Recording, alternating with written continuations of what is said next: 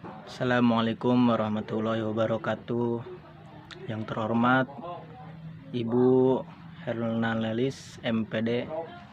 Baiklah, saya di sini akan menjelaskan tentang evaluasi kurikulum, model-model evaluasi kurikulum. Evaluasi kurikulum dapat dilakukan dengan menggunakan beberapa model. Yang pertama, model studi kasus. Model ini merupakan pendekatan utama dalam evaluasi kualitatif.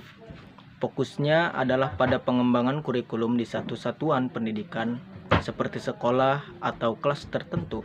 Dalam model ini, evaluator melakukan familiarisasi dengan kurikulum yang akan dievaluasi sebelum melanjutkan ke observasi lapangan. Pengumpulan data dapat dilakukan melalui observasi kuesioner dan wawancara. Model eliminatif model ini berbasis pada paradigma antropologi sosial. Selain memperhatikan kelas, model ini juga menyoroti inovasi kurikulum yang diterapkan. Kegiatan evaluasi eliminatif melibatkan 3 langkah. Yang pertama, observasi, inquiry, lanjutan, dan usaha penjelasan. Model responsif. Model ini menekankan pada pertanyaan dan masalah yang dihadapi oleh para pendengar yang berbeda dalam program evaluasi. Terdapat 2 orientasi utama dalam model ini: pembatasan terhadap kegunaan atau manfaat yang sedang dievaluasi, serta pembatasan terhadap nilai-nilai yang sedang dievaluasi. Model CIPP model ini memiliki 4 jenis evaluasi, yaitu evaluasi konteks, mengetahui kekuatan dan kelemahan evaluasi. Evaluasi konteks merupakan langkah penting dalam proses evaluasi kurikulum. Pada tahap ini kita berfokus pada memahami kekuatan dan kelemahan dari kurikulum yang sedang dievaluasi. Beberapa hal yang perlu diperhatikan dalam evaluasi konteks meliputi kondisi sekolah atau lembaga pendidikan. Apa saja faktor-faktor yang mempengaruhi pelaksanaan kurikulum di lembaga pendidikan tersebut? Termasuk di dalamnya adalah kondisi fisik, sumber daya manusia, yang termasuk guru, kepala sekolah, dan fasilitas. Yang selanjutnya yaitu kebijakan dan regulasi. Nah, bagaimana kebijakan dan regulasi yang berlaku memengaruhi implementasi kurikulum? Nah, apakah ada kendala atau hambatan yang muncul karena peraturan tertentu?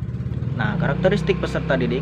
Bagaimana karakteristik peserta didik? Misalnya tingkat usia, latar belakang sosial, minat dan kebutuhan khusus memengaruhi efektivitas kurikulum. Keterkaitan dengan lingkungan. Bagaimana kurikulum berhubungan dengan lingkungan sekitar termasuk masyarakat, budaya, dan dunia kerja. Dengan memahami konteks ini, kita dapat mengidentifikasi area yang perlu diperbaiki dan mengoptimalkan implementasi kurikulum. Yang selanjutnya yaitu evaluasi masukan. Evaluasi masukan merupakan tahap penting dalam proses evaluasi kurikulum.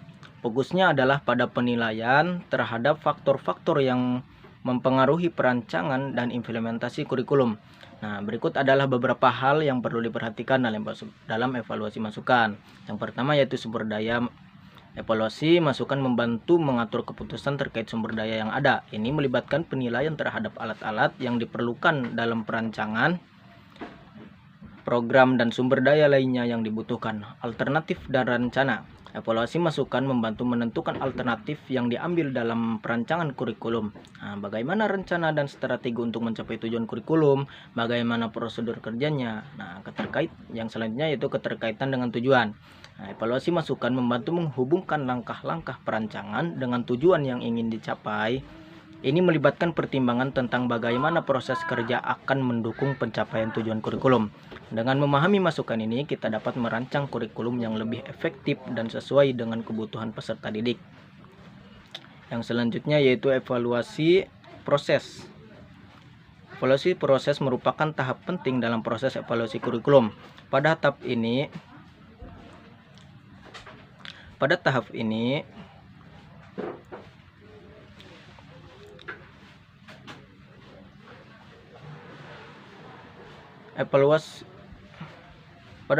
kita berfokus pada memahami kekuatan dan kelemahan dari kurikulum yang sedang dievaluasi.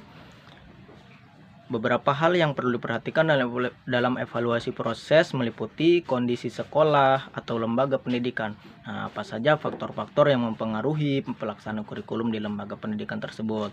Termasuk di dalamnya adalah kondisi fisik, sumber daya manusia, guru, kepala sekolah, dan fasilitas.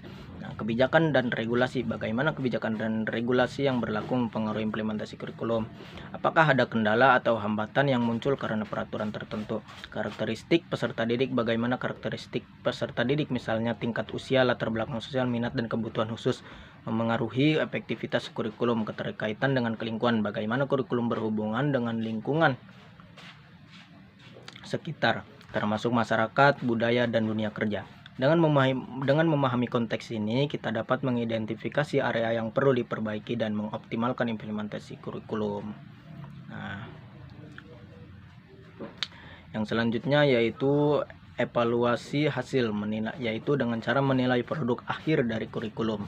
Nah, semua model evaluasi ini memiliki peran penting dalam memastikan efektivitas dan perbaikan kurikulum di berbagai lembaga pendidikan. Sekian penjelasan dari saya.